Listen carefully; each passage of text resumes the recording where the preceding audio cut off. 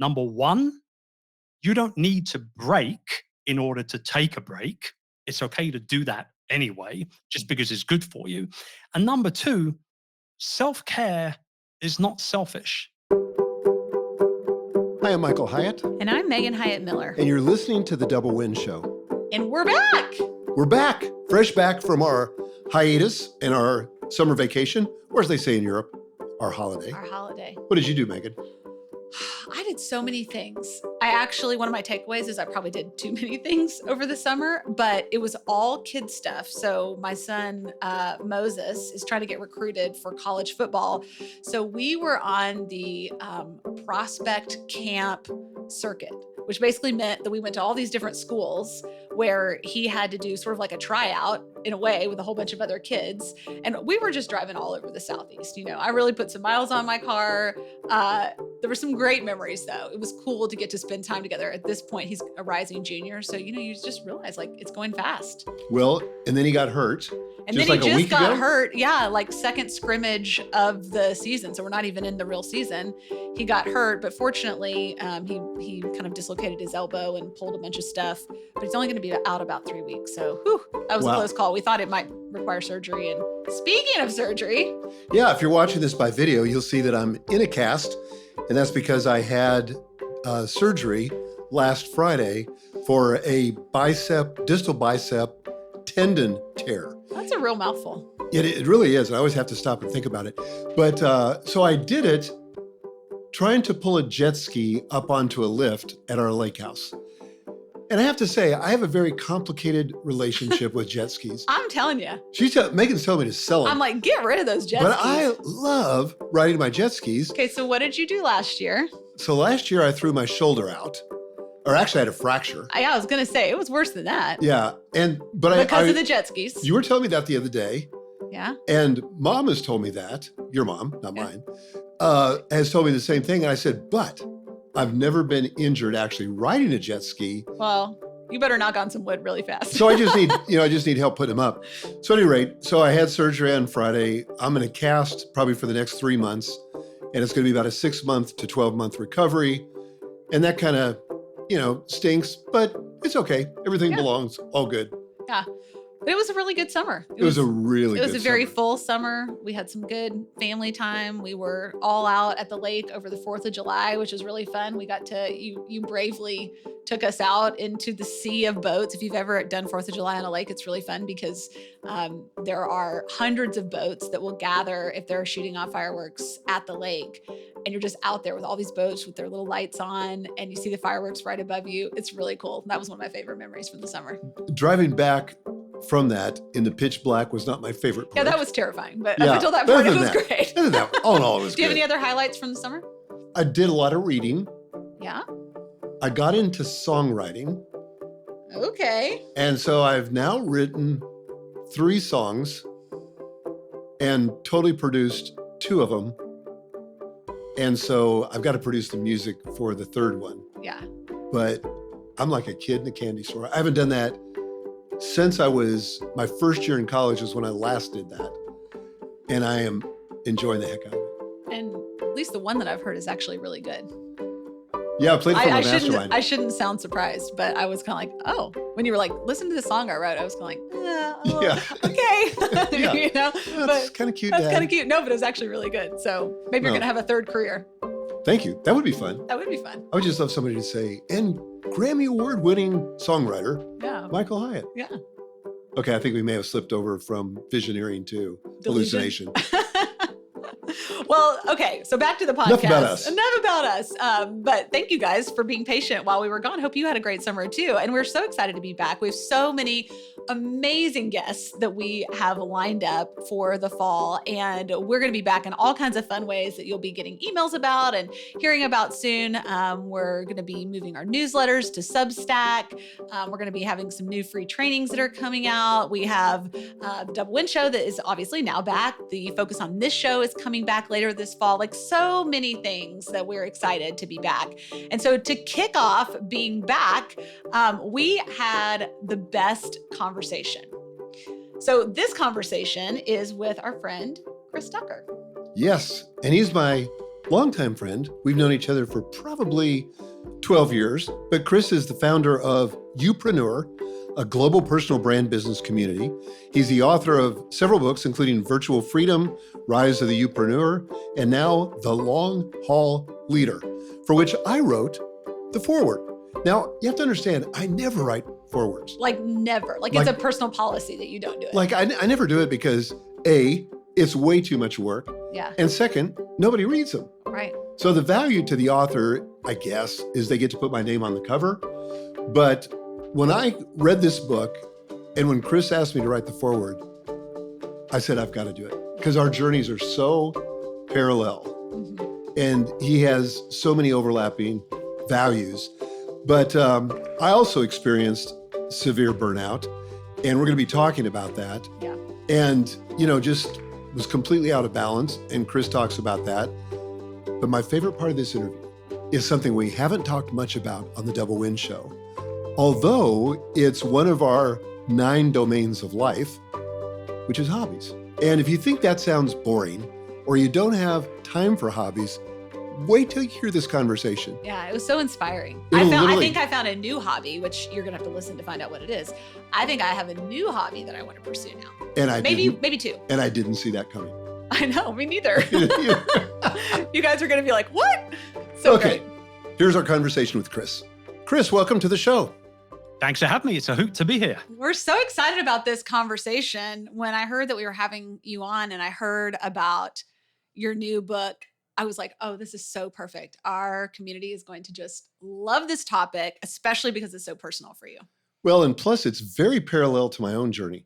Yeah, true. So that's why I agreed to write the foreword to the book, because I thought I can't not write the foreword to this book. I love that. So Chris, it's an honor to have you. You and I have been friends for a long time. And I think we've had you on the podcast before, right? I didn't go back and look. I believe in its old format. Yeah. Yes. Not in this new format. Yeah. Yeah. So anyway, it's great to talk about the long haul leader, but your story begins with burnout twice. And I'd love to just, for you to set this up, talk about the journey that led to you writing this book. Yeah. Well, I mean, like you say, 2010 was the first burnout. And it wasn't a horrible burnout. Burnouts have different varying degrees of, how they take people out of what they're doing for a while. The first one wasn't too bad, at least initially anyway. I was able to bounce back from it pretty quickly. It was exhaustion. It was, I guess, a certain amount of anxiety that had built up as well for a while.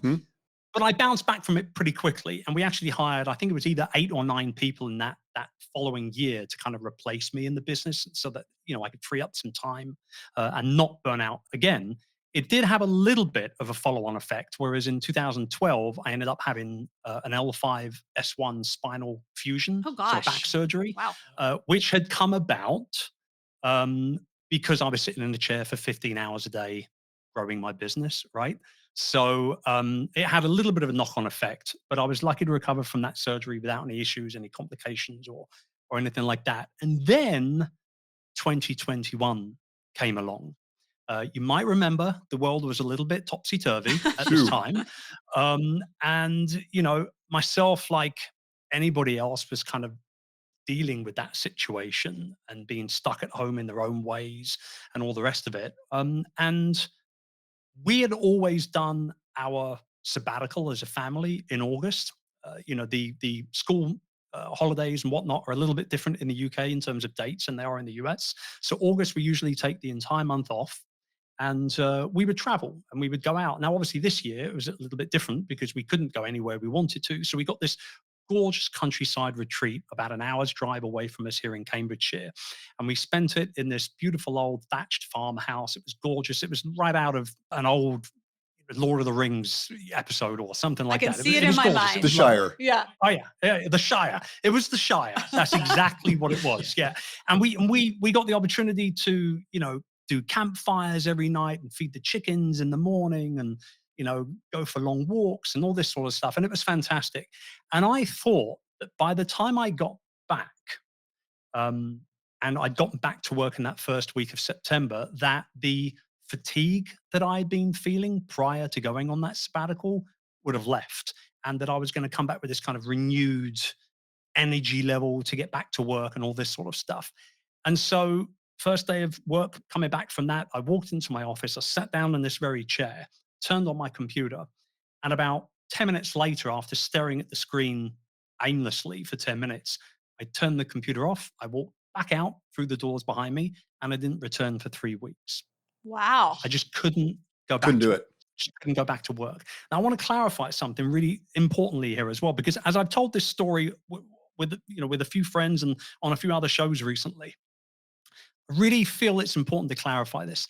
We were having an excellent year from a business Hmm. perspective. Huh. We were crushing all our KPIs. Our numbers were through the roof. Our profit margins were up like crazy. The whole world had gone on to learning online and education business. We had obviously pivoted everything we were doing from a lot of it in person to online. And because of that, we were able to sell to parts of our community that we'd never been able to, enroll into our courses and our programs before. So we were having a great year. I was enjoying the work I was doing, but the fact was I was just doing too much of it all at once without giving myself a chance to recharge. And I went to the doctor and I remember saying to her, I feel really tired all the time. By 11 o'clock in the morning, I'm kind of done. I've got no energy left for the rest of the day. I keep getting brain fog, which had never happened to me before, ever. Um, Recall, particularly short term Hmm. memory loss, quite frankly, was an issue. And I'm just not into it. Like, I should be hyped up to get back to work here. I feel awful. And she said, "Well, let's do some tests, and we'll all the rest of it." So we pulled up a load of blood, and we did a cortisol test for adrenals and all that kind of stuff. And then she asked me, "How have you been handling the pandemic?" And I hadn't actually been asked that question directly by anybody up to that point. And I remember saying, and I'll never forget the words, I said to her, "Well, except for the fact that I feel like the pandemic has taken everything away from me that makes me me, I feel great." Wow. And she said, "Okay, we need to dive a little deeper here." And a month later, I was diagnosed with depression. I was put on an SSRI, which is an antidepressant. I was diagnosed with anxiety, and I was diagnosed with phase 3 adrenal fatigue, Oh, which was the big one for me because Hmm. that was like deep chemical, physical stuff. And here we are. I'm happy to say I'm not on any of those medications anymore, feeling very, very much like my good old self. But it's been a journey, and that is where the book came from that journey. what an amazing story. And I think a lot of us can relate to that. I mean, I remember 2021. I had a heart attack in 2021, a freak, weird kind of heart attack that wasn't lifestyle driven, but certainly there had to have been some stress that, was left over from 2020, et cetera, that played into it. Yeah. And I've heard so many stories from people about the negative impacts of the pandemic, not even the direct ones, like they got COVID and they were in the ICU kind of thing, but more like just Yeah. the psychological impacts of such an alternate state. I think we'll probably be understanding that for many years to come. Because it wasn't, it's weird to live through something in real time. We can't stand outside of it and really understand exactly what its effect was. But I know that a lot of the people in our community that are listening are like, yeah, me too.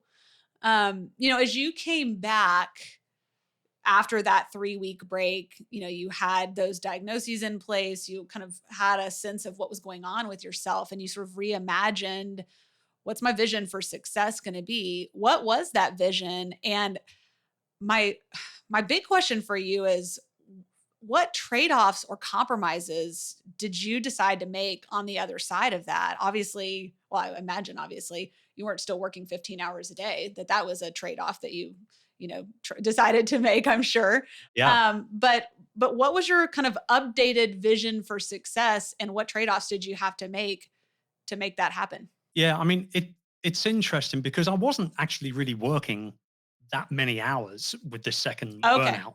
I was with the first one, but with the second burnout, I was doing 8, 9 hours a day, pretty much 4 days a week only. I haven't done a Friday for about, I'm going to say close to probably 10 years now. I think it's been a whole thing, no work Friday.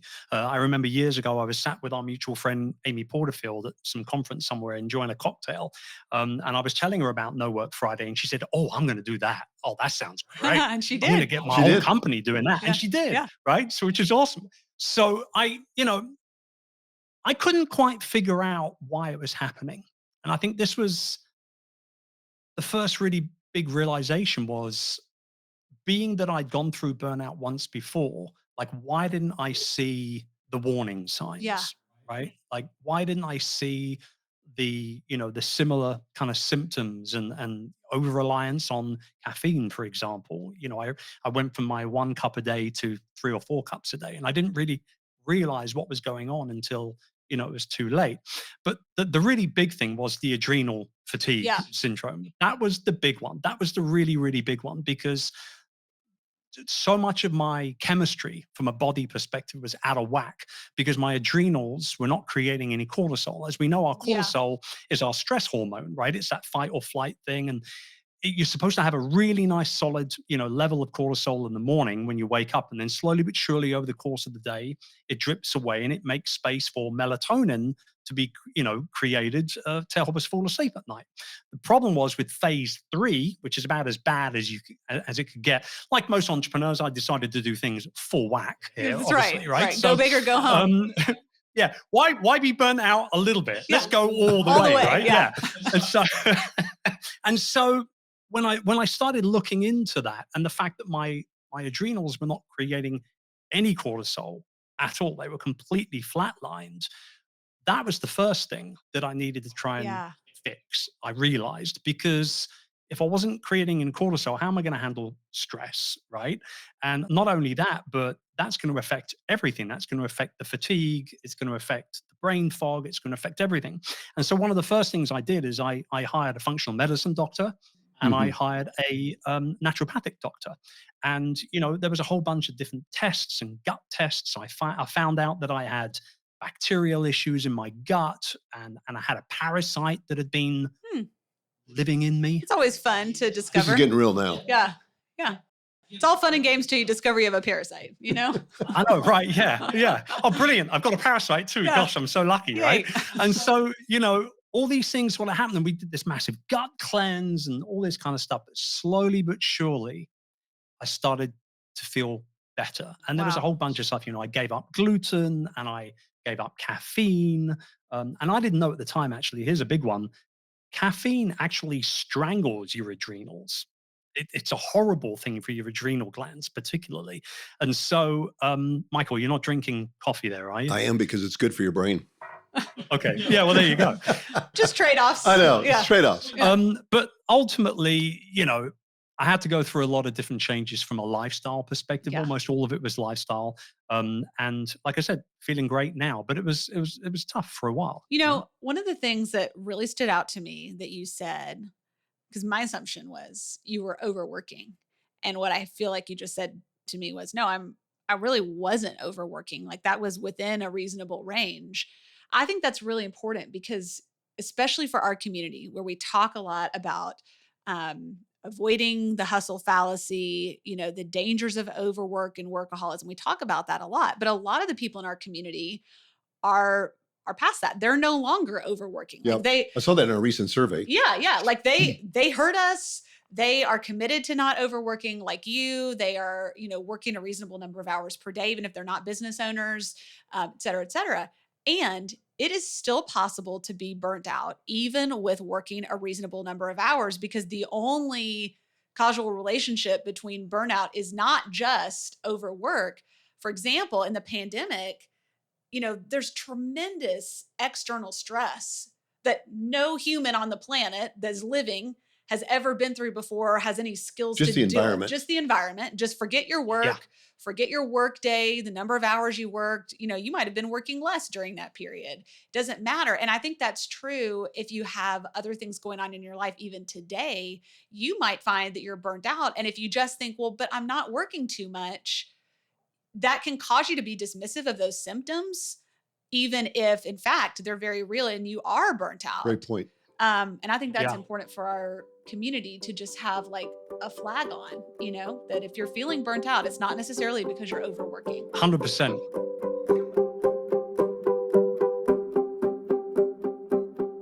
I don't know if this is true for you, Chris, but for me, I was unaware of the stressors that were creating my anxiety. And I Yes. think my journey through anxiety over the last 2 years, and I've told you about this, has been Yep. really a journey of self-awareness and sort of the more environmental or contextual awareness of what is it, whether it's too much consumption of social media, watching the polarized and polarizing news, but all those things are stressors. We may not think, oh, I can handle it fine, but our nervous system picks it up. Yeah. The one thing that made me feel, I guess, a little bit better when all this sort of, came out was that I was told, this isn't a 6-month thing. Like you didn't just get into this because of the last 6 months. You're in phase 3 adrenal burnout here. Mm. So that means that this has been happening for years. Wow. This is not a recent thing. This has been going on for a while. So I looked back through what had been happening in my life, other than work, over that last few years. And it was so obvious to me. I hadn't necessarily been burning the candle on both ends, right? You hear that popular colloquialism all the time. But what I had been doing was a little too much of pretty much everything. And so, Yeah. in those 3, 4 Uh-huh. years prior, I had moved my entire family from the Philippines, which is where I'd been based for 18 years, back to the English countryside. That comes with very much its own level of stress, Mhm. with visas and documentation. And, do you know how hard it is to bring a dog from the Philippines to England? Forget about the family, Wow. Never just thought the about dog, it. right? Good Lord, yeah. So, it was one of those things where, okay, we moved the whole family over from the other side of the world. Then I was building out and running a very, very large scale event in London, 450, 500 people every year. We had done that a couple of years in a row. And, you know, getting kids into schools and all the rest of it was clearly one of those domino effect scenarios where it's just one thing on top of another on top of another, and eventually it came crashing down. Simple as that. I want to press into this insight because I think it's so good. Because, Will Goddard, I'm not sure it's original to him, but he says, how you do anything is how you do everything. Yeah. And so if you're a balls to the wall, hardworking, white knuckling entrepreneur, once you decide to dial back the work time, you just reapply that to your hobbies, to your Yeah. exercise, to everything. And you're still balls to the wall, white knuckling, doing everything. And guess I've never thought of it that way, but that's really interesting and worth it for all of us, those of you listening for sure, but for us as well, is just to notice that, because that could lead to burnout too, as you've Yeah. so aptly put. As you pointed out yourself with your journey with anxiety, it's not until you step back and start looking at things through a slightly different lens, Mhm. even in a slightly different direction, perhaps in slightly different surroundings, almost, that you realize just how different things can be if you were to make a little tweak here, a little tweak there. So what I promised myself was, I said, I'm going to be doing these, what I started to call micro moves. I'm going to be making these little micro moves, these little 1% changes, 1% here, 1% there, 1% here. And hopefully by the time the year was up, or, going into the next year or the year after that, I'd have compound, interest, all of these 1% moves to ultimately make things better across the board. If you'd have told me 5 years ago that I would be doing daily red light therapy sessions, I would have called you mad. If you'd have told me 5 years ago that I'd be doing cold plunges 3 times a week and saunas 3 times a week, I would have called you bonkers. Yet here I am with all that stuff on my property, right? So, we've had it all installed. It's all here. There's no excuse anymore not to put ourselves first. And what I really realized above and beyond everything else coming out of this was that, number one, you don't need to break in order to take a break. It's okay to do that anyway, just because it's good for you. And number two, self-care is not selfish, especially when you're Exactly. an entrepreneur. Self-care actually is a strategy, and it's a strategy that you can use to your advantage, particularly from a business owner standpoint. How do you respond to the person who says, I don't have time for self-care. Or, yeah, that's a little bit too woo-woo for me. I'm serious, man. I'm serious about my business. I'm serious about my hobbies. I'm serious about my family. And so self-care, not that big a deal. I mean, I would say that you've got it a little twisted, quite frankly. I mean, you know me pretty well, Mike. We've been friends for a good while now. I'm going to tell it how it is. I don't sugarcoat anything. That's just a silly, silly view of wanting to be around for a long time doing what you've been called to do. Hmm. Nothing that is worth doing should have that mentality of I'm going to avoid all these other things just so I can work on this one thing. And what I've really realized is that if I allow myself time to work on myself, and I can see the benefits of that. And a lot of the times you can see those benefits very, very quickly. You don't have to wait very long for them at all. Better sleep, better, education, better moments with your spouse, with your partner, with your family, whatever it is. If I allow myself to do that, then I actually feel less guilty about the time I spend away from building my business because I realize that I matter, that all these other things matter Hmm. just as much, if not even more than the business, right? And so I think ultimately you're the engine, you're the spark, you're the difference maker.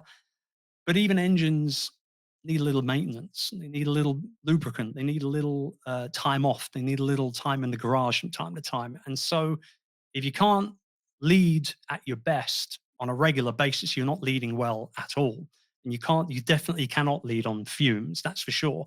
So sustainable success for me isn't really about how hard you go. It's about how long you actually last in what you're doing. I think that's a really good point. You talk about this idea of setting the right pace and being of pacing in general.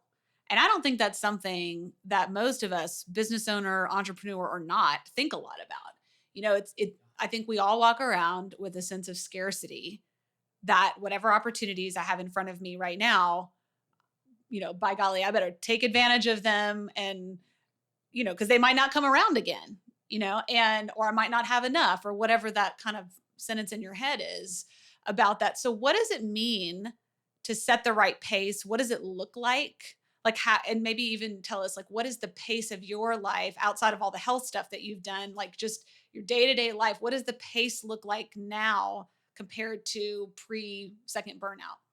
I think the really big difference for me in terms of my schedule, and I believe it was you, Mike, that said this many, many, many years ago now.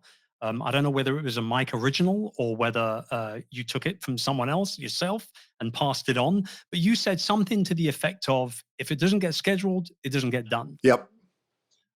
Is that a Mike original? It's a Daniel Harkavy original Okay. because we wrote about that in our book, Living Forward.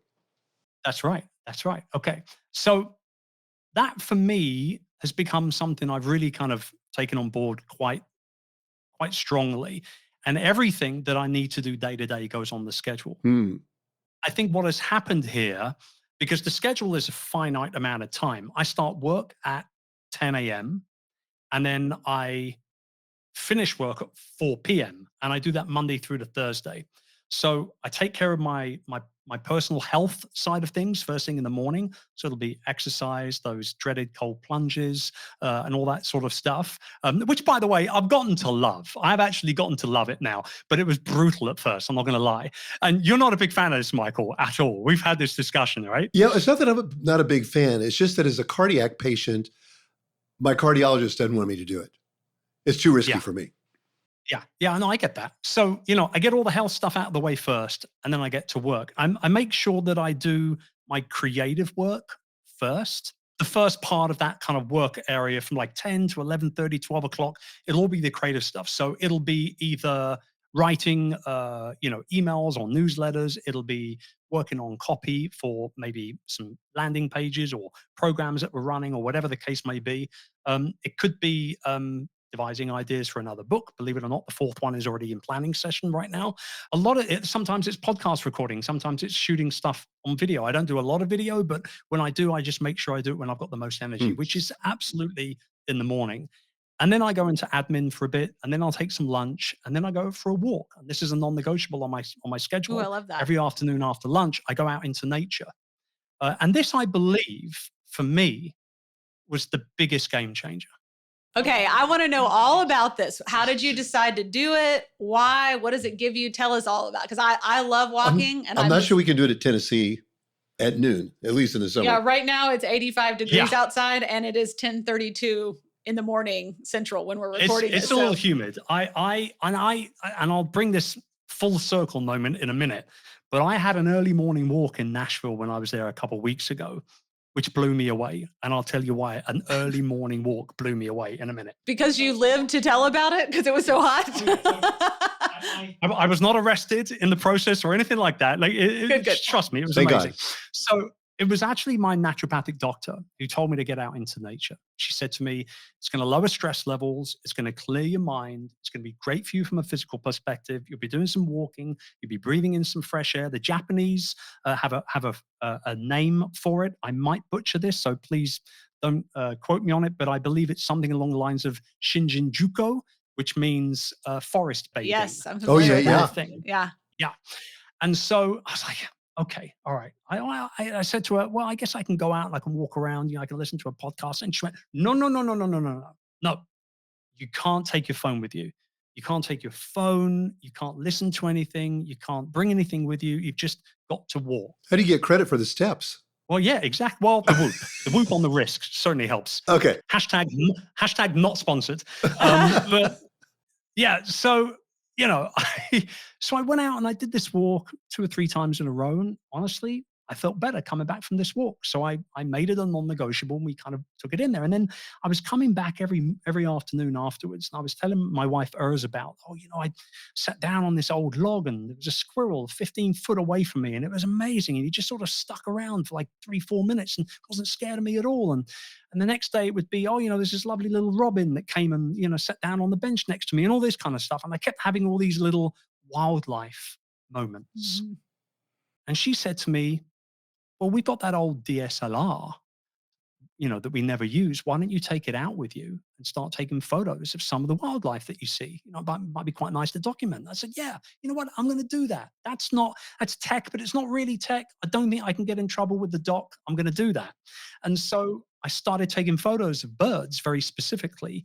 And now I can honestly say I'm a very proud birder. I'm a Yes, I bird love watcher. that. That's very English of you, by the way. So I know. you can check that off your bingo card. Thank you very much. So, and now I'm the guy that's walking around with the big 600 mil lens for hours I on love end, that. looking for birds, all the rest of it. Full circle moment to Nashville and my early morning walk before our first day together, Mike, at Don's place. And I went out for a 45-minute walk. It was about 6:30 in the morning. And in one walk, I saw a barred owl, which are Ooh. beautiful creatures. I'd never seen one before, ever. I saw a red-shouldered hawk just sitting there, ready and waiting for me to come along and say hello. And a host of other little woodland birds, including your gorgeous red cardinal that we don't have here at all. Huh. All of which I took amazing photographs for. So now I can obviously share them with my kids. And so what I'm getting at here is that it's a non-negotiable now, because I know that I will never come back from that afternoon walk not feeling better Mm. than when I went out initially. And so, yeah, just schedule everything that's important to you. And what that's meant is that I actually spend more time working in my zone of genius, more time doing the things that only I can do. But more importantly, it means I get to spend more time with the people that I enjoy spending time with, and little birds as well, obviously. The birds don't argue back, which is a bonus, obviously. The thing I like about the walk, the way that you do it, as a recovering overachiever, I always make the walk about, how far I can walk or how fast I can walk. And it sounds like you don't do any of that. You're just out enjoying nature, forest bathing. Yeah. Yeah, totally. Yeah. And some days I don't actually walk that much at all. Some days I'll go 20 minutes into the forest or something and sit down quite literally on the forest floor and just sit there with the camera waiting for whatever might come my way. Other days, wildlife does not want to call me a friend at all, doesn't show itself, and I carry on walking around searching for it. Either way, I'm out. I'm not at work. I'm just at peace with myself. And it's got to the point where, my wife has come with me a few times. It's not the same. It's really not the same. So I tell her to stay home now. I want to be on my own. I love this so much because increasingly we're talking about the idea of human flourishing. And Yeah. I think that That's in human, our own business yeah, in and our kind own, of our own yeah, concept yeah, of what we're about. yeah, exactly. So you'll be hearing more and more from us about that. But one of the practices of human flourishing is experiencing nature. And I do not think you can flourish as a human without nature. I don't think you can biohack your way there. I don't think you can check off enough, metrics on whatever your wearable is or your app. Like there is something about being in So true. nature that human beings from literally the beginning of time have needed that cannot be replaced by anything else. And I think we overcomplicate things like nervous system regulation, for example. We need all these gadgets and they're expensive. And we need to do all these practices. And in reality, Yep. if we would just go outside without any of that, junk on us, it's amazing to me how simple it is to take care of ourselves actually. Yeah. And we overcomplicate it and we make it seem like something we don't have time for, something that we can't afford, something we don't understand. And it's actually the basic behaviors and practices of being a human being that are the things that restore us to our humanity, which is what feels lost in a season of burnout. So I love this example because it's accessible to anyone. Even if you say, It well, really is. I can't get out during the day because I have a regular 9 to 5 job. Okay, fine. But you could get out in the morning, you could get out in the evening, you could get out for 15 minutes. I mean, that you could, just keep dumbing it down till it's as easy as possible and get outside.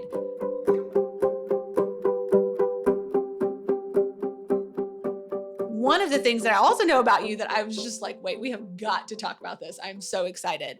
Is that you take this love of nature to another level and you, I hear, are a bonsai gardener? Yes. Okay, like I am a Yes. gardener and so we share gardening in common, but I know very little about bonsai and I would love for you to tell us all about this. Do you call it a hobby? Is that like demeaning to call it a hobby? No, no, it's absolutely fine to call Okay. it a All hobby. I right. think I think it's a great way of being able to, kind of describe what it is. It's a pastime. And actually, when I started writing the long haul leader, I hadn't planned to really talk so much about hobbies or Yeah. pastimes.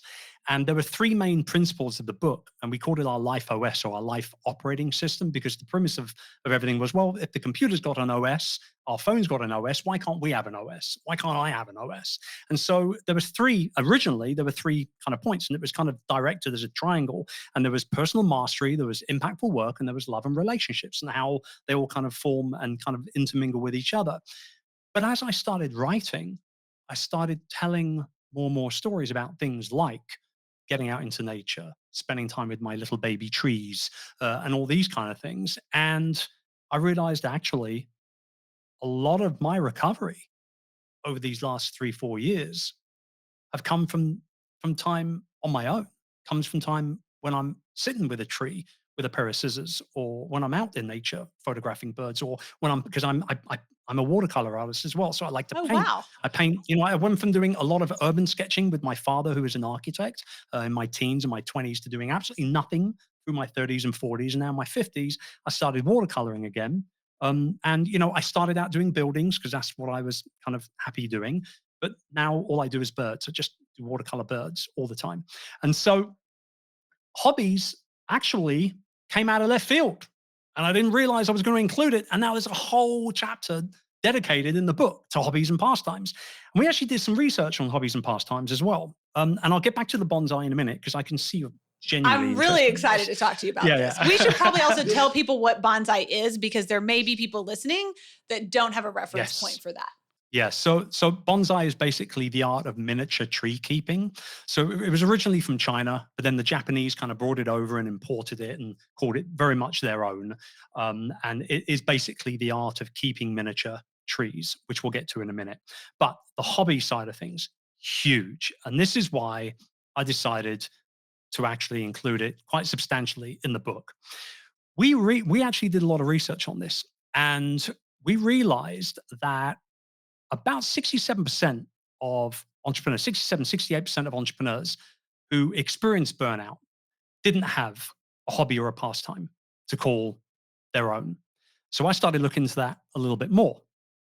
And then I realized, well, holy moly, like if we were to have these hobbies, particularly creative hobbies such as painting or journaling or photography or whatever the case may be, how does that look? And we actually found that hobbies, particularly creative hobbies, if you spend a minimum of 2 hours a week on your hobby, you will be as much as 30% more productive Hmm. in your work. Wow. You quoted this last pretty week at the crazy. mastermind, and I wrote it down. I was really, and I've written about hobbies too. We've written about hobbies, but I missed that stat. Yeah, that's fascinating. Yeah. And so I got into bonsai because I was a big fan of the Karate Kid movie back in the 80s. Seriously? Yeah. Oh my So gosh, my I love mum it. took me to go and see the Karate Kid movie, Mr. Miyagi and all that sort of stuff. And she fell asleep in the cinema about 30 minutes in. I loved it. It instantly became my favorite movie. And then about a week later, I got my dad to take me again because it was PG rated there in the UK. And I was just amazed. I mean, it was a cool story and, good versus evil and the kids getting bullied and there's a baddie and, all that kind of sweep the leg stuff. And then I was like, well, these little baby trees look really cool. Can I get one of these? And so my dad, at the age of whatever it was, 14, 15 at the time, bought me a little shrub at the garden center and I clipped it away. I killed it, obviously. But all these years later, Cobra Kai, the TV show on Netflix, Yes. came about, and it just threw me back into what they now know as the Miyagi verse. And I was like, you know what? I got nothing better to do. I'm going to become a bonsai guy. And so I joined the local bonsai club here in Cambridge, in England. I went out and I bought a couple of bonsai trees and a whole bunch of garden shrubs. And I learned how to wire and I learned how to prune. I learned how to not kill them and to feed them and all that kind of stuff. And here we are 5-6 years later. And I got about 40 bonsai trees on the property. Oh my goodness. Yeah, but varying degrees of development and growth. I've developed my own forests where I've got 16, 17 individual trees planted in one pot together and all Oh this my kind of stuff. gosh. And and actually, about a month ago, I received confirmation that one of my trees is going to be exhibited in a bonsai show in London next year. So I'm kind of excited about that. Wow. But yeah. Congratulations. It's a real This is thing. the coolest thing Thank you. ever. Like I'm like this. You're doing this, I know. I'm like, okay, this might be my next hobby. You have to understand, she's like a shrub maniac. She has so many plants in her home Yeah. and here at the office. It's ridiculous. I mean, it feels like a jungle It does feel like a jungle. But in a good way. But this year I started gardening outdoors. So my husband and I, with the help of our friend Natalie, put in a raised bed garden that included all manner of vegetables and flowers, of course. We have one too. Yep, you have one too. And one of my favorite things about it is that I have a pollinator garden to attract bees and butterflies and all the friends that help us pollinate, which I didn't even understand anything about pollination. Turns out it's very important. You really need those guys to help you out. Otherwise, you're out there with a Q-tip trying to do it yourself. And let me tell you, it's harder than it looks. But it's been such a joy. There's nothing I love more than being out in my garden. And I usually am out there in the morning first thing, not for a long time. It's not like I'm out there all day long, but I might be out there 15, 30 minutes in the morning and same in the evening.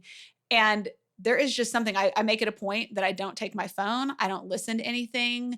I just want to be present to the sound of the birds, to And the bees. the bees. I get so excited. I take pictures of the bees and send them to the family members, like, this is amazing. I have 2 bumblebees, but like, really, I get so excited. And I talk to the neighbors as they're walking by. So, another practice of flourishing is connecting with others. And so I'm doing that at the same time. It's like, there's so many things that get in these kinds of hobbies. It's not, do you know of the cooking show guy, Alton Brown? Have you ever heard of him? He's like a sciencey cooking guy. Okay. Well, some of you, he used to have a show called Good Eats, and he was like Mr. Science. And so he would always tell you, like, here's how to make this recipe. But he hated things that were what he called unitaskers, like, where you have a kitchen appliance that can only do one thing. Hmm. Right. So you have like a popcorn maker, say, he's like, if you got a great pot with a lid, you don't need a popcorn maker. Like, you can just make this. And I think the great thing about hobbies that are like the ones you and I are talking about is they're not unitaskers.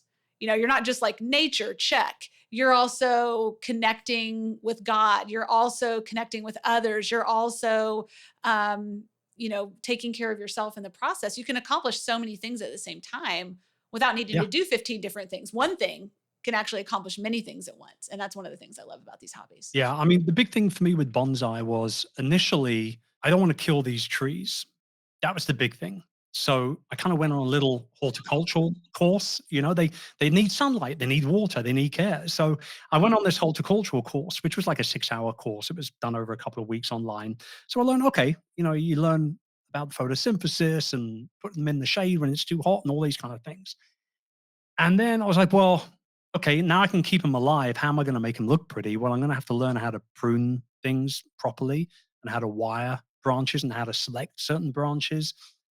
And through the process of doing these things, sitting with a tree, and sometimes I'll sit with the tree for an hour Hmm. looking at one branch. Because once you cut it off, you can't put it back on. You can't super glue the branch back to the trunk. It's like, if I'm going to remove, and sometimes I pray, please, Lord, give me the guidance I need to make sure that this tree doesn't look horrible by the time I'm done hacking away at it, right? And I will do. I honestly, I will look at a branch for 30, 40 minutes sometimes before I, decide to either remove it or to wire it into a different position or whatever the case may be. And one thing I can promise you is for sure, every single time I'm there in my bonsai garden, and that is the last thing I'm thinking about is work.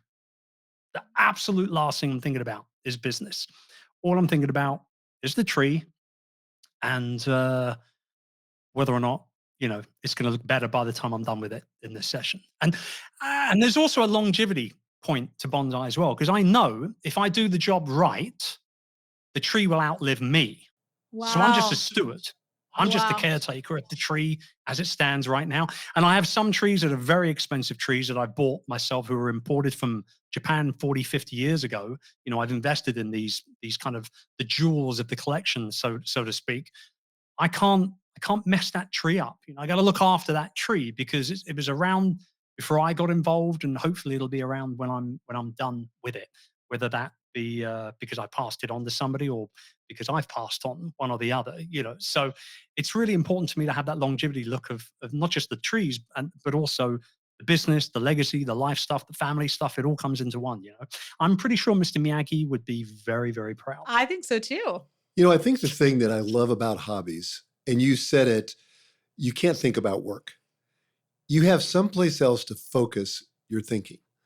And whether I'm fishing or playing the guitar or now writing songs, it's like an all-in kind of thing that steals my focus in a good way so that it uses another side of my brain that's not activated, when I'm at work. I have a question though about this bonsai gardening. How does that apply to our lives? What are the life lessons in that? Well, I think first and foremost, like I touched on, the longevity view, knowing that, what I do to the tree today will have either a benefit or a detriment to the tree tomorrow, and so on and so on.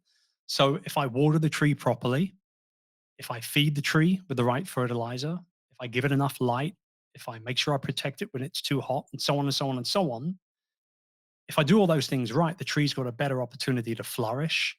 Whereas if I look after myself personally as the leader that I am, as the patriarch that I am of the family, and the leader of the community that I run, if I look after myself, then I know that I'm from a sustainability perspective, I'm going to be around a lot longer, and therefore to be able to have affect more change and more opportunity for people in the future as well.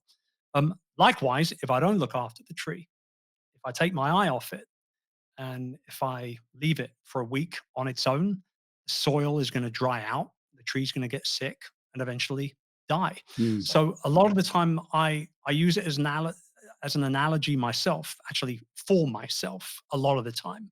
And I don't really do woo woo. It's not really my thing, but I think that it's a good analogy. It's an analogy that I can connect myself to. And it's one that I've become quite viscerally, connected to over the years. And unfortunately, I have lost a couple of trees over the years. And when I look back as to why, it was because, you know what, I couldn't be bothered to move it that day. But the sun was blaring down on it for 10 hours. Mm. Those 3 days of sun that we get in the UK every year, or maybe I over watered it and the roots rotted, whatever analogy you like to use, a lot of the time I'll bring it back to me and how I'm looking after myself. I love that. Really good. Okay, one of the questions we get all the time from people, like you talked about, Chris, people say, well, how do you find a hobby? I don't know, like what would my hobby be? And they just act like it's this total black box, right? Of mystery. Like the hobbies are things you have when you've retired, maybe, or something like that. The other thing that I hear, I'd love for you to talk in a minute about how do you find that thing? Like, how do you discover what it is that you would enjoy? But then the other thing that I hear a lot from people are fake hobbies. First of all, I really don't like the word hobby because it sounds like dinky in some Kind of way. trivial in a way. Kind of trivial, Yeah. like it's a thing that you Yep. like it doesn't properly vest it with the importance that it actually has. I That's think, why, like, What do you application. call it? I'm curious. well, I don't know. I'm really upset about it because there's not another word that She calls is- it that thing. that thing that we do. To my mind, it is supposed to be like the idea of recreation being recreation. Like that is what a hobby is supposed to do. Is it literally recreates us. It puts us back together when we're fragmented. It reorients us. It grounds us. All those kinds of Mhm. things. But alas, I have no better word. But sometimes people think, my hobby is playing Pokemon Go, or my hobby is learning something, which I think learning is great, but learning is not a hobby. Even reading is not a hobby in the way that you and I are talking about it right now. It doesn't have an embodiment to it. And I think that's a really important part of hobbies, is that engages your physical self, and it's not just intellectual or, maybe something like that. But I'm Yeah. curious, what would you consider, like, I'm looking for like a list of like fake hobbies that people are like, oh yeah, my hobby is, or I don't need a hobby because I do XYZ. Like what are like the counterfeit hobbies that people have? I love that term, counterfeit hobbies. The term I use quite a bit is pastimes, Uh-huh. hobbies and pastimes. These are things that will pass the time, which I guess is maybe, I'm with you though. It doesn't really do the act of what it is you're doing, the thing. It doesn't do it a lot of justice when you say I'm just passing the time kind of thing. It doesn't have as much of a connection as it probably should do. The one that I hear a lot when I ask somebody, what kind of hobbies do you have?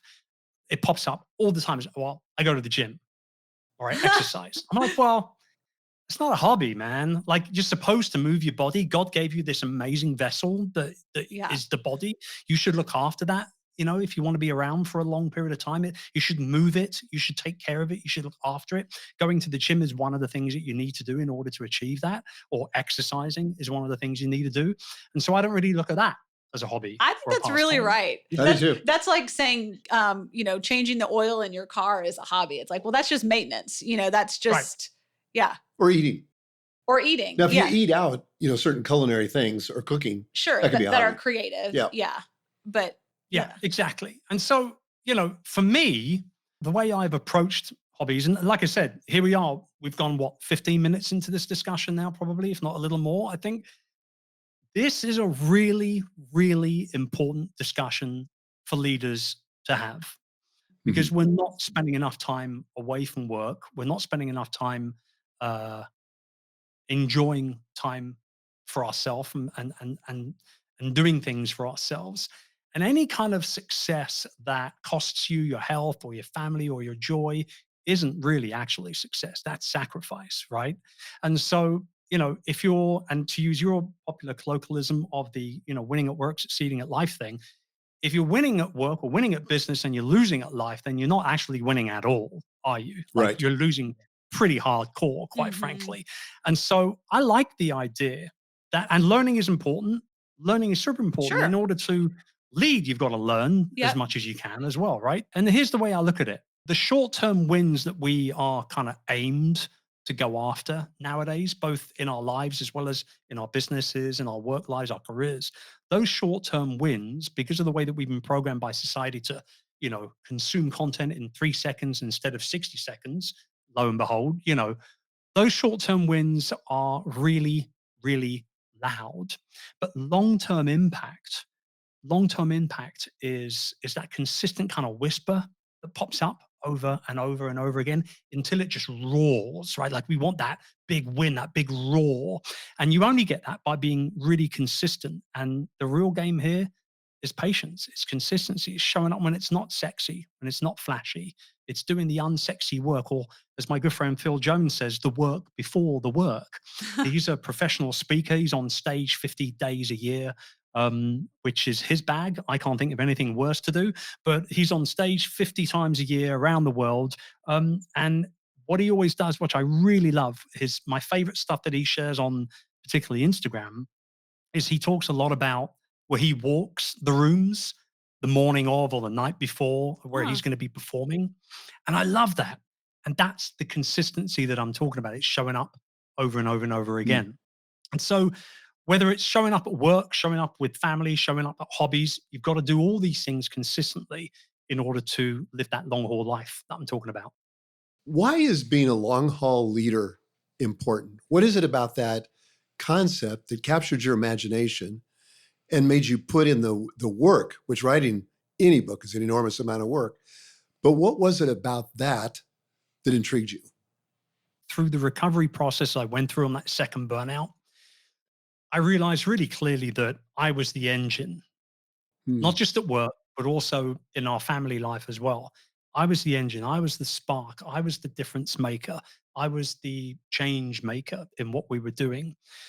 But even the engine needed that maintenance, it needed that time away to be able to kind of work on itself, so Hmm. to speak. And I realized what it was actually, that the hustle culture that we've been fed quite a lot over the last decade has crept up on a lot of us. And one thing that I became really quite viscerally connected to was the fact that I realized that hustle is a season. It's not a lifestyle. Hmm. It's not something that is sustainable at all. Hustle in and amongst itself is not a bad thing. We all need to hustle. That means work hard for old people tuning in. It means going all out towards that deadline or that project or that KPI to be hit, but then stopping when that deadline or that project comes to an end, recharging, recalibrating, resetting, um, and then creating more opportunity to engage upon additional hustle in the future, right? And so when I realized that, I thought, you know what? The first book I wrote, Virtual Freedom, was about working in the outsourcing and the delegation world for a decade. The second book, Rise of the Youpreneur, was about building my personal brand for over a decade at that point. So I'll write that and I'll write a handbook about that. This book I had to write because through talking with a whole bunch of people that had gone through similar situations that I was going through, I realized that if I didn't get it into a journal, a manual, so to speak, a handbook, so to speak, if I didn't do that, I'd be letting myself down as well as hopefully a few other folks that I could help along the way as well. So it's not about one thing or another thing. It's not about making one choice over another choice. It's about making sure that you make a good amount of right choices across the board, and it's about making the right the right priorities stick out. And for me, that means being around for my family. It means being around for my business, my friends, and everything else that I do day to day for as absolutely long as possible. And for me, that's what's important now. It's not about making tons more money or accolades or winning different things. All that sort of stuff is actually pretty irrelevant to me now. For me now, I just want to be around for the long haul and to make as much difference as I can. Beautiful. Okay, well, we have a kind of rapid fire series of questions that we ask all of our guests. And so I'll kick us off here. What is currently your biggest obstacle in getting the double win, winning at work and succeeding at life? We've heard a lot about in the past, but today, what's your biggest obstacle? probably still not taking enough time to figure out different projects that I work on. And I think we have a lot of issues, like entrepreneurs in general have issues to deal with. And I think the big thing for me has always been picking what project to work on next. So I think I'm going to say having too many great ideas, something to that effect. Yeah. I feel your pain. Man, same. Yeah. The struggle is real. And cue the group therapy. Yeah, that's right. Now. Go. Oh, man. Well, and that's why I lied to myself for years, because I thought as soon as I get through this project, then I'll be able to live a little bit more relaxed. But by that time, I've got 10 more ideas queued up. Yeah. Then I'm ready to race off to. There's no bottom to Oh that. my gosh. So true. So true. Okay, second question. How do you personally know, Chris Ducker, how do you personally know when you're getting the double win? I know because I feel balance, not burnout. I know because I feel balance. I'm doing things with balance. When I'm with my kids, I'm not thinking about work. When I'm on date nights with my beautiful wife, who we just celebrated 18 years of marriage today. Congratulations. Thank you. She still likes me as well, so there's a win for you. Imagine. When I'm with her, I'm not thinking about the kids per se. And when I'm at work, I'm not thinking about the wife and vice versa and all the rest of it. It's balance. It's about being in harmony, whatever it is that you're doing at any one time. Very good. That's great. Okay. Lastly, what is one ritual or routine that you rely on to do what you do well? That would go back to being out in nature. I'm going to throw it back to that one. There's a good few things, but that for me is really the biggest non-negotiable on my calendar day to day, even to the point where it's not always possible on a weekend because, kids' birthday parties and all that other good fun stuff you do. But when I do skip a day, for one reason or another where I won't get out, I feel it genuinely. And the one thing actually that I found that particularly during the week when I'm doing work, if I don't go out for that day, something pops up, a call needs to take place or whatever it is, I don't sleep as well that night. Huh. Noticed that. Fascinating. Yeah, I've really noticed that. So for me, the one thing is getting out into nature and saying hello to all my little feathered friends as much as I can. I love that. I don't think in all of our guests we've ever had anybody with that answer. I know. But that super inspires me. And look at your big smile. I know. I'm like, you're super excited too. If only it wasn't 90 degrees right now, I'd be out there. I'm headed to Park City, Utah tomorrow, and it will be much nicer in Park City than it is here in Nashville. So I'll be getting outside there. I can't wait. And Megan, your dad's got my mobile number. You can get it from him. If you've got any questions in regards to bonsai, I can be more than happy to answer them for you. I mean, I'm not kidding you. I'm going to hit you up because that sounds like a blast. Next time I'm in Nashville, we'll hang out. We'll do something together with a little treat. Okay, great. Fantastic. Thanks for being with us. The book is The Long Haul Leader. The author is Chris Ducker. Right now, before you lose the glow of the show, go order it. You won't be disappointed. This is a great book, an inspirational book, and I really recommend it. Thanks, Chris. Thank you, guys.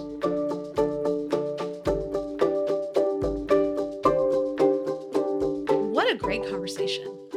Well, first of all, as we've said before, if the guest has an English accent, listen, it's going to be good. That's really 50% of our formula is just, bring in the Brits because whatever they say sounds so smart and charming, but they could read the phone book. Yeah, they could read the phone book. Except we don't have them anymore. That's right. I know. You say that to my kids and they're like, what's the phone book? But seriously though, that was such a wonderful conversation and it kind of went in a direction that I wasn't expecting. That whole conversation about hobbies, like you said in the intro, we really haven't talked about that a whole lot on the Double Win Show, but man, I got some great insights. What about you? Absolutely. I mean, it inspired me. I think the biggest thing that inspired me in that conversation is not about hobbies. So let's get back to my idea here in a moment. Okay. But let's just talk about hobbies. I have a question. What other hobbies do you have? Or do you have any? I do. Gardening is kind of the one that I spend the most time on, and the one that right now I'm enjoying the most. And one thing that's interesting about gardening is it changes so much season to season. So what the kinds of things that I was doing in my garden in the early spring are very different than kind of when it's in its peak. Good point. Versus now it's the late summer when we're recording this. And so I'm pulling things out and getting ready for the fall. and et cetera. So it just changes a lot, which I really like that variety. I also love to bake and cook. And so that is definitely a hobby. I love for you to bake and cook. Yeah, I was gonna say that's my family's favorite hobby that I have. So the other day I had a bunch of peaches that were kind of last of the season peaches that I made into a galette, which is sort of an informal pie. No pie plate, just sort of crust folded over, and everybody got to have pie for breakfast, and that was really exciting. And I forgot to bring you some, so sorry about that. Yeah. I'm going to have to try to forgive you on that one. I know. So Megan makes the best cherry pie That's true. you've ever tasted. Yeah. And I mean, I love it. It kind of makes you never want to eat cherry pie from a restaurant because those are kind of gummy and they have coloring in them. And this is just like real. So I love to do that. I also love walking, and I don't mean walking for exercise, as Chris was quick to point out. Exercise does not count as a hobby. That's, like maintaining your car. But I love to just walk slowly. And sometimes it frustrates Joel because Joel's a really fast walker naturally. I'm like, babe, you got to slow down, like if we walk together. But I love walking slowly. I love walking by myself. I love just noticing nature and being outdoors. So I love that. I think I have several hobbies that I'm working on cultivating, like that are kind of like on my to be discovered list. One is beekeeping. So I think I'm gonna start that in the spring. Yeah. Well, like I was talking about with Chris, it's really important if you are a gardener that you have bees and other pollinators to pollinate your plants. Like they actually have to be pollinated. Well, it doesn't just happen naturally. Our friend Kyle is your man. I know. That's true. Mom was telling me that the other day. So I'm planning to do beekeeping next year. This bonsai thing, I'm like, oh, I got to really check that out. I actually know somewhere locally that sells bonsai trees, and there probably is like a club or something. So that could be really fun. And then drawing in watercolor are things I've done before, but I haven't done in a long time. And I'm thinking that would be a great winter hobby, because if your hobby involves nature, you kind of have to think about how you are able to do it or not. In the winter. Oh, knitting. That's something else I do. I do love knitting. You might have too many hobbies. No, you know what? I have 5 kids. I'm very busy. I'm not spending hours and hours and hours. I mean, I feel like if I can have a hobby, anybody can have a hobby, because I have a very full life. Well, that's absolutely true. So my hobbies are golf when my arm's not in a sling, fishing, and I'm really hoping I can still fish because my dominant hand is not in the cast, and I've got a big fly fishing trip planned for this fall.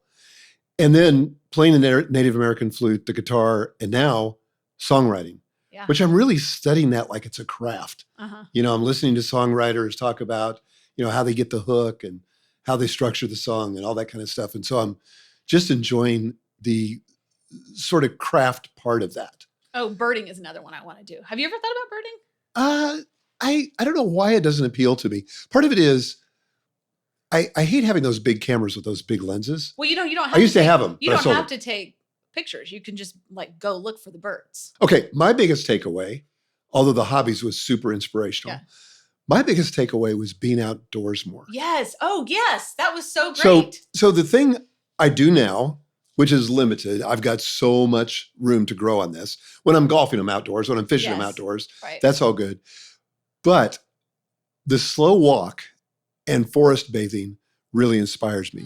So what your mother and I do now is first thing in the morning, we go outside and we sit on our patio. Yep. Except that we hang our feet off the patio into the grass. So we're grounding. Oh, yeah. And I spend 10 minutes and I just pray. I love that. Yeah. And we've done that too this summer. We put Adirondack chairs at the beginning of our garden. Our garden is like a rectangle, and on the front part of it is the short side of the rectangle. And so we put 3 chairs there because we often end up with a kid outside with us. And we bring our coffee out there every morning. We get up, we get dressed, we make our coffee, and we go straight outside. We plan our day. We, do our kind of devotional stuff. We talk, we stay out there as long as we can. Now that school's back in, it's a little bit shortened, but we try to get at least, 20 or 30 minutes outside. And it has become our favorite ritual that we do. Well, those Adirondack chairs are so underrated. I know. I love those chairs. Yeah. We have some at the lake, but I never sit in them. Yeah. What's wrong? We have those ones that are made of polywood, Oh, yeah, that's it's what like we have composite, so they don't flake off their paint or, break down. And they're wonderfully comfortable. We put our feet in the little garden pebbles, they're at the base of the garden. And it is just a lovely thing. So oftentimes Naomi, our 6-year-old, she's like playing in the driveway with her toys. And, she's not necessarily sitting the whole time. She's mostly just playing.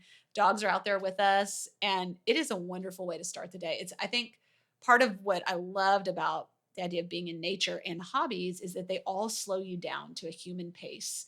You're not just running around like a nut, like you're actually in your body, you're able to slow down to a human pace, a human scale, and be present in ways that are really important. What was that term you used in the conversation with Chris about one activity sort of meeting several needs? Oh yeah. Like I was using that example of in the kitchen, not having things be unitaskers. Unitasker. Is like your popcorn maker or whatever, a butter melter thing or something. It's like I think when we're thinking about human flourishing, we want the practices that we do to not be single things. We want to be trying to have the activities, the practices of flourishing to accomplish many things at once. Yep. For one thing, that's how it becomes sustainable, where you don't feel like, oh my gosh, I need a morning routine that's 3 hours long. It's like, you don't. You can actually check a whole lot of boxes and feel much more like you're thriving and flourishing if you can do one or two things that accomplish many of those at once. So true. Well, guys, if I were you, if I was sitting there, I think I would take away 3 things from the show. One, the need for self-care. Chris made a great case for that. And then the need to get outside more. I can tell you from a neuroscience perspective, not that I'm a neuroscientist, but I've done a lot of reading on this, is that nothing regulates your nervous system more than being outside. Relationships too are a big one. But you can do both of those at the same That's time. right. And the third one is get yourself a hobby. All of us need a hobby. We need some way to spend our time that's not work. And if you're one of those people that says, I love my work is my hobby, I just want to call a big BS on that. You cannot have work as your hobby. You can enjoy your work. I love my work, but it ain't my hobby. That's right. Right? Yeah. You guys can do us a huge favor as we're relaunching for this fall with the podcast. If you'd go to the podcast page or wherever you listen to podcasts and you would rate and maybe even write a short review. You can use ChatGPT and just dump some rough ideas in there and let it have a beautiful review.